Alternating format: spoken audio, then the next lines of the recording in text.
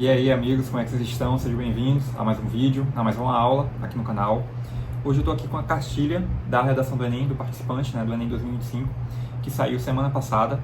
Eu demorei um pouco para gravar porque eu queria justamente ter um tempo livre, com calma, para poder explicar de uma forma mais aprofundada.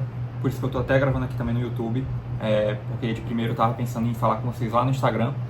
Só que eu acho que por aqui eu consigo aprofundar melhor e explicar para quem está com dúvida, quem está preocupado, se pode, se não pode ainda usar o repertório de bolso, nesse ano. E aí eu acho que desse jeito, eu acredito que por aqui, pelo YouTube, eu consigo aprofundar e conversar com vocês de uma forma muito melhor e mais aprofundada e explicativa. Gente, é o seguinte, eu não vou ler também toda a cartilha, porque a cartilha é imensa, tem 78 páginas, mas basicamente é como as cartilhas anteriores. Então tem ali um passo a passo explicando como funciona a competência 1, a 2, a 3, a 4 e a 5 da redação do Enem. Um detalhe, parênteses, esse vídeo aqui é para quem vai fazer o Enem, certo? Então, se você é concurseiro ou é vestibulando que não vai fazer o Enem, vai fazer uma outra prova específica, não precisa se atentar exclusivamente a essa cartilha, porque a cartilha aqui é voltada para quem vai fazer o Enem, certo? Então aqui é só para o pessoal que vai fazer o Enem.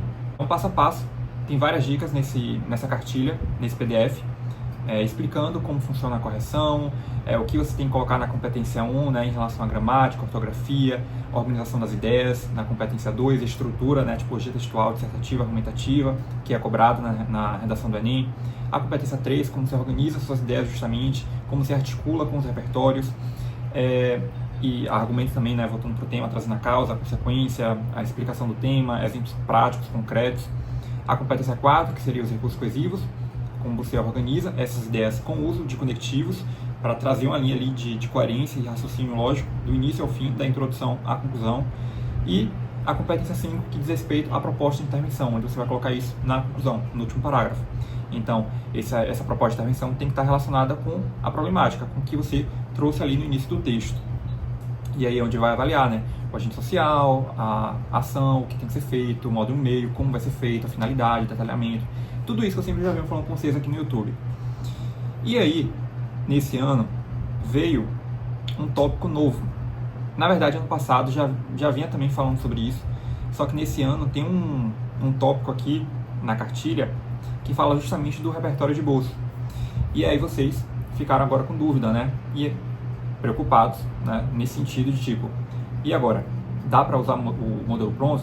Dá para usar um repertório de bolso? E, gente, para ser bem sincero com vocês, a única diferença é porque agora o INEP, a banca ali, tá mais atenta ao uso dos repertórios de bolso. Mas isso era algo que eu já vinha falando desde anos atrás. A questão é o seguinte, eu vou ler primeiro aqui, o que eles dizem, e depois eu vou falar com vocês a minha opinião, o meu posicionamento em relação a isso. Ele diz o seguinte, cuidado com o repertório de bolso. O repertório de bolso é uma expressão usada para se referir às referências prontas, memorizadas e frequentemente utilizadas pelos participantes, de forma genérica e pouco aprofundada, sem uma conexão genuína com o tema proposto. É como se fosse um repertório guardado no bolso, para ser usado com qualquer tema, mesmo que não seja totalmente adequado ou pertinente.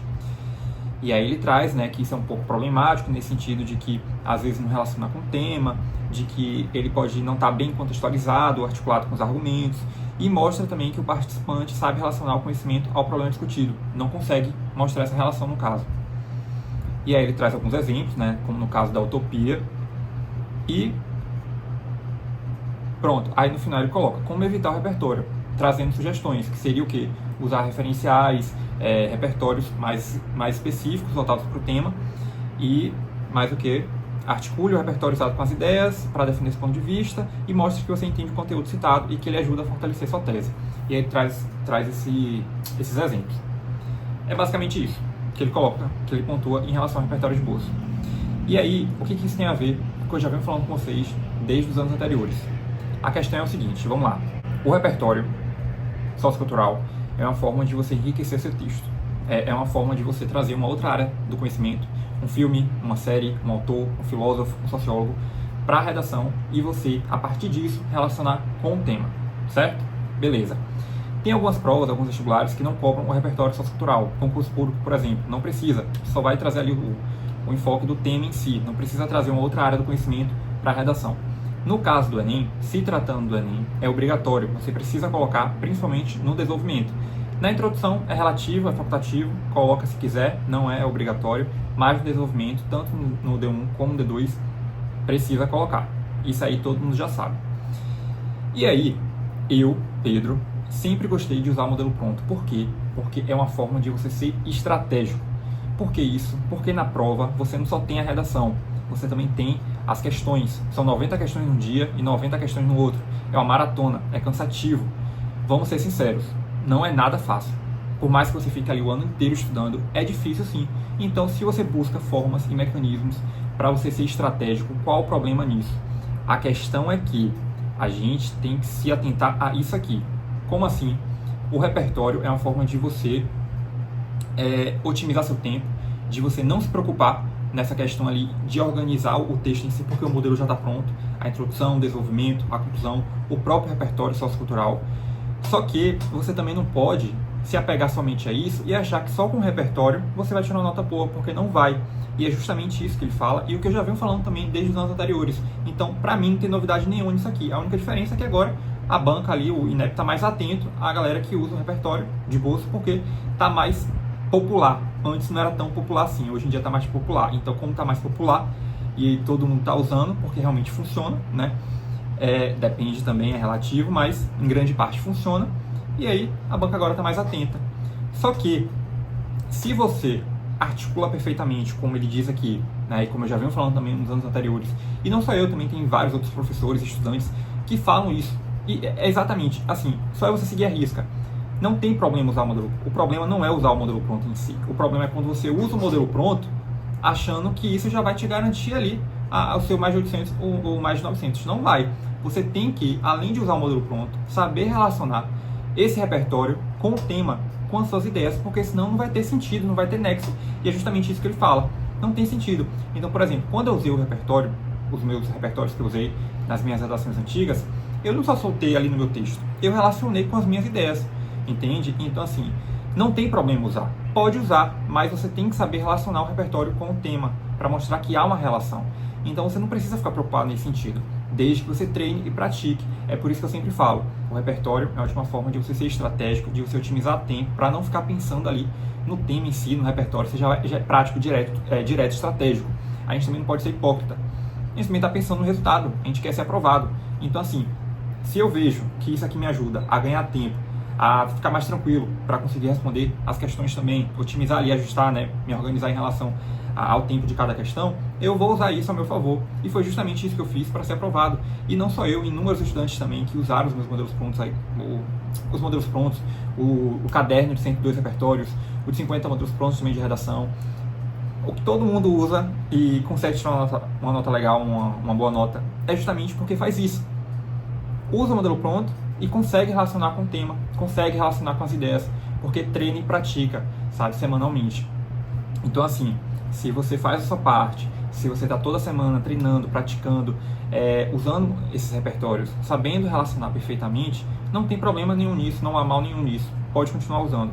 O que você não pode é não estudar, não treinar, não praticar e pegar o modelo pronto achando que já vai, né, ou pegando um repertório ali, sociocultural, achando que já vai dar certo, porque não vai.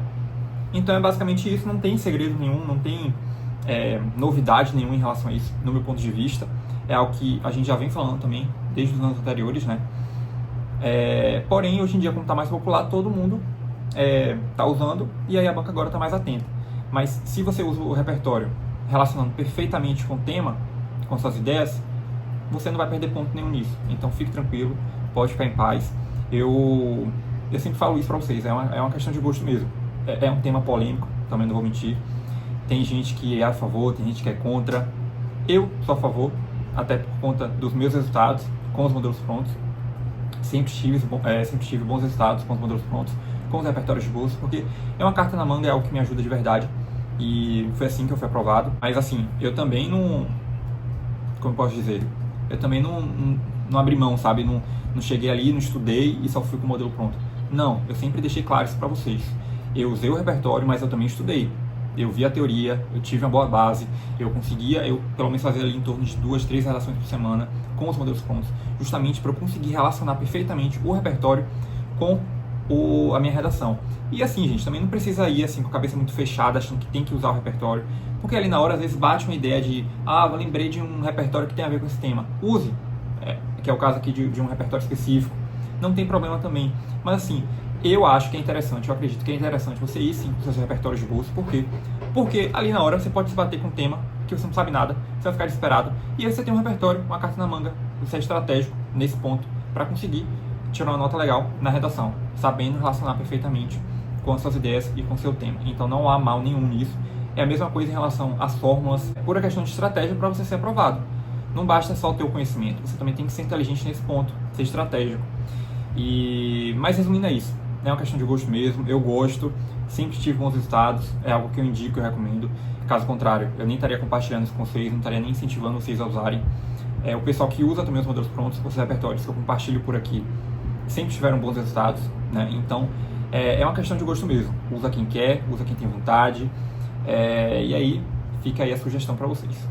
Se quiser usar, tá ótimo, use, mas pense nesse lado, nesse sentido de que é importante também saber relacionar perfeitamente, né? Se atentando a esse ponto, para não perder justamente uma pontuação nessa parte, né, do texto em si. Mas se você não quiser usar, também não tem problema nenhum. Mas acho que é isso. Era o que eu queria falar com vocês. Fiquem tranquilos. Não tem nada de novo, digamos assim. É só a questão é que agora eles estão mais atentos, né? Mas se você estuda, se você pratica, se você treina e usa o modelo como uma forma de ser estratégico, de otimizar tempo, não tem problema nenhum nisso, né? E principalmente relacionando perfeitamente com os repertórios para que eles não fiquem desconexos no texto. Eu espero que tenha ficado um pouco claro para vocês em relação a isso. Porém, se ainda ficaram com dúvida, podem falar comigo aqui nos comentários, viu? Que eu estou começando respondendo vocês. Enfim, um beijo e até o próximo vídeo.